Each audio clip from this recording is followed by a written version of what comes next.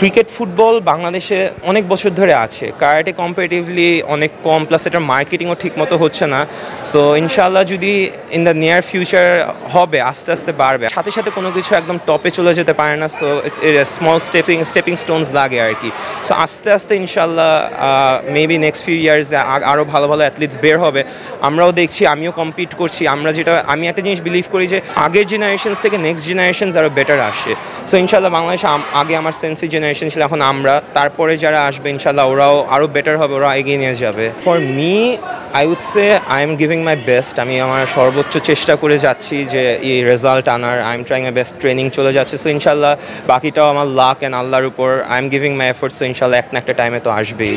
এটার প্রতি আমার কত ডিপ একটা বন্ডিং অ্যান্ড কানেকশন আছে। So it has become a part of my daily life. যে কারাটে একদিন ট্রেনিং না করলেও কেমন জানি লাগে যে হ্যাঁ আমার আজকে ট্রেনিং হয়নি, আজকে দিনটা ভালো না।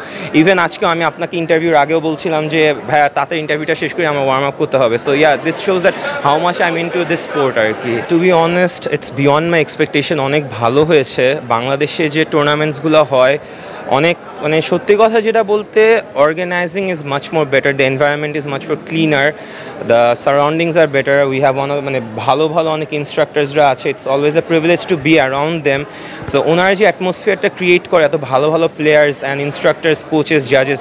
সো ইয়া, জিনিসটা অনেক ভালো লাগে একটা অ্যাথলিটের পার্সপেক্টিভ থেকে। অ্যাজ আপনি যেটা বলেন স্পোর্টসম্যানশিপের দিক থেকেও, yeah it's always, it feels great.